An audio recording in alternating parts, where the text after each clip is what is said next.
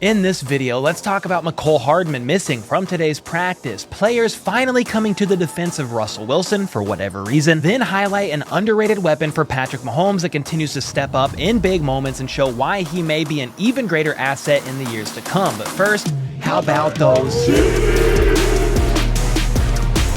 Alright, to start things off, slap that like button right in the face if the Broncos are going to lose yet another game to the Chiefs this weekend. And let's get into this video starting with an injury report, our favorite thing it seems like to talk about on this channel. Injuries! Woo! Not really, but here we go. Yesterday, everyone in the building participated in practice, fully participated, with only the 4 listed on the injury report being fullback Michael Burton, groin spasm, tight end Noah Gray, shoulder/knee, defensive tackle Derek Nottie, Achilles, right tackle Andrew Wiley, hip. Those 4, they all fully participated on Wednesday and today though, with the only addition to today's report being Prince Tega Wanogho, who did not participate, whatever you want to call it, today due to illness. This might be the illness that's spreading around the defensive line room over the past couple of weeks, but no way to truly tell, and I sure hope that it isn't. Next up, wide receiver Mecole Hardman, who is trending up of coming off of IR and onto the 53-man roster this week, per the words of Coach Reed in his presser yesterday, was not seen at practice today. Pete Sweeney from Arrowhead Pride tweeted this out today. We did not see wide receiver Mecole Hardman during Thursday's brief media look. There will not be an update on the injury report as he is on IR and doesn't need to appear until activated. Chiefs have been optimistic this week, so we'll see. So yeah, he was MIA, and we don't know why. We won't know why until Friday's presser from Coach Reed, because since he's not on the roster, as Pete Sweeney said, he will not appear on the injury report, and we have no way of knowing why he missed. Anyway, offensive coordinator Eric Bieniemy did speak briefly about Mecole today, and this is what he had to say. The biggest thing with Mecole is making sure that he's getting back in the groove. Obviously, with him participating in practice, we're not going to rush things. We just want to make sure that he's good. And then on top of that, we got to get him back in game shape and making sure that he can handle the necessary amount of workload that we want to give him. So, you know, we're excited. Obviously, he's done a heck of a job, and we'll just keep it moving from there. We'll just take it day by day. Take it day by day. Oh, how I love that answer. But Mecole Hardman missing practice. Hopefully it was just an excused absence and not an injury, setback of any kind. And speaking of setbacks, if you have a setback of any kind with your automobile, your automobile, that's where today's sponsor, Summit Integrity Automotive, comes in. They are a Lee Summit-based auto repair shop built on family values and professional quality, which, you know, reminds me a lot of the Chiefs. A family atmosphere, catching a lot of dubs as professionals, and you gotta love it. The owners, Trent and Bob, are actually big Chiefs fans and have been consistent viewers of the channel for quite some time. So if you are in or around the Lee Summit area and find yourself in need of experienced mechanics who are also big Chiefs fans, this is the place for you. You can go to summitintegrityauto.com or click the link in the description for more details. And with that being said, let's look over the injuries for the Let's Riders. Broncos country, let's ride. AKA the Denver Broncos. Their list is indeed much longer. I'm going to go through this as quickly as I can. Tackle Calvin Anderson, ankle. Outside linebackers Baron Browning, back. And Randy Gregory, knee. Tight end Greg Dulcich, hamstring. And DT, defensive tackle DJ Jones, knee. Did not participate yesterday or today in practice. Safety Kareem Jackson had a veteran's rest on Wednesday, but was a full go today. Running back Latavius Murray rested yesterday and was a full go today. Defensive lineman Mike Purcell was limited today after not practicing yesterday. And then outside linebacker Billy Turner and defensive tackle Deshaun Williams were back in full after a personal day Wednesday.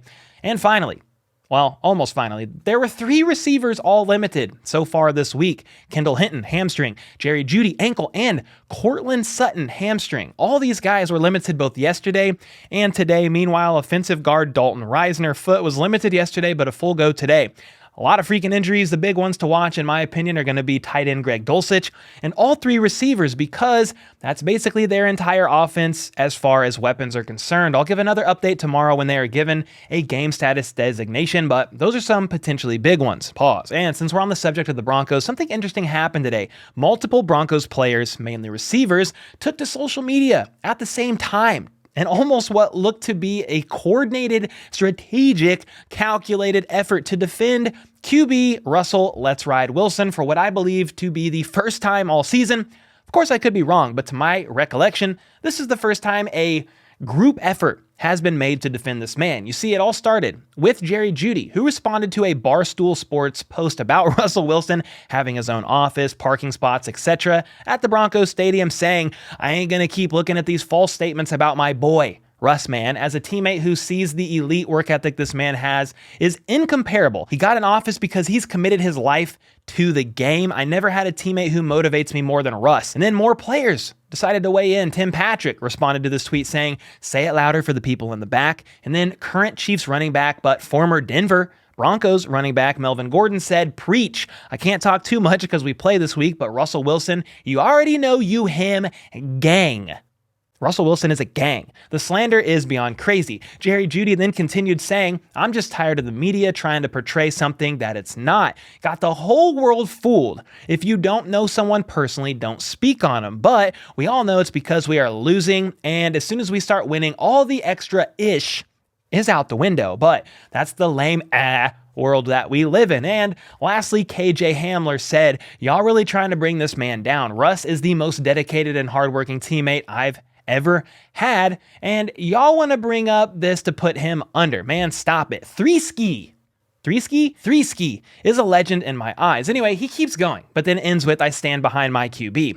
So, say all that to say this. Finally, teammates are taking up for their quarterback, but it is a bit odd that it is now, after Russell Wilson has been dragged through the mud by everybody all season long, and after many visual cues during games that they were quite fed up with Russell Wilson and his bad play, they then come to his defense. But hey, all we can do is take their words for it. I don't think Wilson is a bad guy, just awkward, cringy, and happens to be playing absolutely horrible football for a team that continues to make my voice crack and struggle to put the pieces together. So as the entire organization burns down to the ground, at least they will go out with some players standing up for the QB that the organization cannot afford to move on from, unlike the Raiders, who can afford to do so with Derek Carr. Anyway, enough of this depressing, seemingly bipolar team. Let's move back to the Chiefs. The running backs coach Greg Lewis spoke today, and there was a segment in there that I found pretty cool. Coach Lewis is currently the Chiefs running back coach, yes,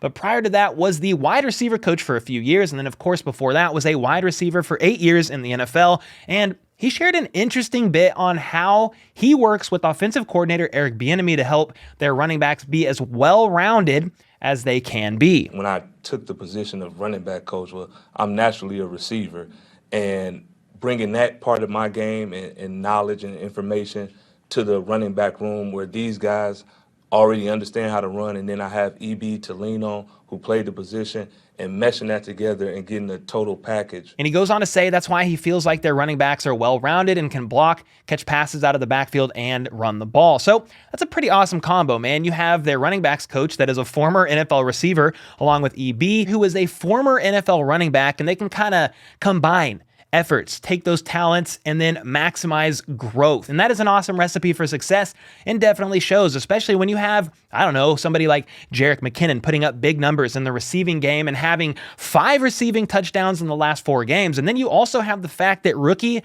7th round draft pick Isaiah Pacheco has 847 total yards from scrimmage, and with 2 games left in the regular season, could reach 1,000 yards if he has at least 76.5 yards from scrimmage in each game. And that is a testament to the coaching staff, the culture, and the players' skill sets, certainly. All right, from here, I want to talk about an underrated but increasingly dependable weapon for Patrick Mahomes that may only shine brighter as the next couple of seasons go by. It's someone that we don't talk a lot about, but after looking through the stats, studying, and looking at his jump from year 1 to year 2, which is this year, it's got to be discussed, and that player is tight end Noah Gray. Yes, we are talking about a tight end on the Chiefs other than Travis, the GOAT, Kelce. But listen to this, man. Mahomes has connected with Noah Gray at least once in 11 straight games, and in 5 straight games, he has not missed a pass, not dropped one target that went his way from Mahomes. And in those 5 games, that was 10 receptions on 10 targets for 130 yards, a 13-yard per catch average. And for context on how crazy that is, look at Noah's stats on the entire year of 2021. Last season, Noah had 10 targets total catching 7 of those for 36 yards. So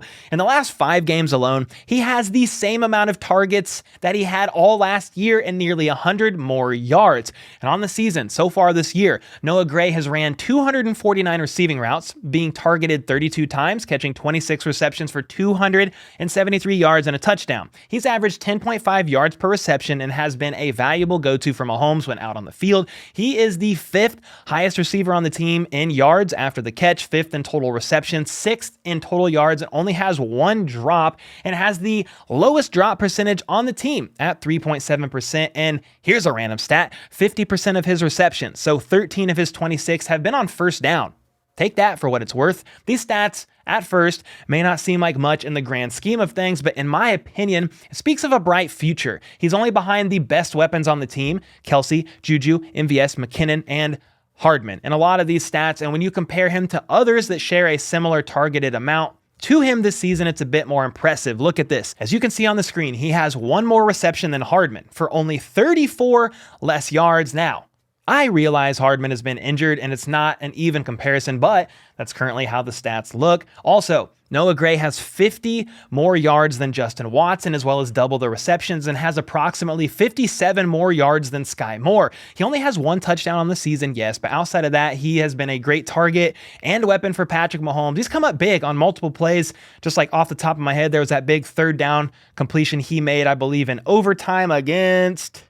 And I think his role will only increase as the years go on. Think about it. Noah Gray, he gets to train alongside the greatest tight end to ever play the game, Travis Kelce. And you know as well as I do that he's going to glean all that he can from this man and will continue growing, hopefully, by leaps and bounds because of it. Noah was a 5th-round draft pick in 2021 and is under contract with the team until the conclusion of the 2024 season. So I'd say the expectations of Noah Gray being a 5th-round draft pick weren't extremely high, but hopeful, and I expect great things from him if this growth from year 2 to year 3 and beyond is anywhere close to the growth that we saw from him his rookie year compared to this season so far, especially as Kelce gets older. You'd think we'd start to see a small dip in his snap counts, and I think Noah Gray is somebody that can step in to fill in the void for Travis Kelce. He's not Travis Kelce, won't be Travis Kelce, but maybe he could be the next best thing, and I think Mahomes may agree here. I think first off, he's a guy that can come in whenever Trav's tired, and he can't play every play, especially at his age. So he can come in when Trav's tired and make some plays happen and still get himself open on some of those Trav type routes, and then being able to block the way he can. It puts teams in a bind where you have a guy that can block, and you can have 2 tight ends on the field, but he can also run routes like a receiver. So he'll continue to get more and more in this offense, and he's so comfortable in it. He's another weapon that we can have that can go out there and make it hard for defenses. And with all that being said, what do you guys think about Noah Gray and his productivity this season? Are you impressed with the jump from year 1 to year 2? Or maybe you're not so easily impressed? Either way, this is a pretty fun topic for me to cover because I'm not sure how much love the tight end 2 of a team typically gets, but when he's outperforming some of the other receivers on the team, that's a pretty impressive feat and worth talking about. Anyway, let me know your thoughts in the comments down below, and until next time, let's go. Let's freaking go. How about those?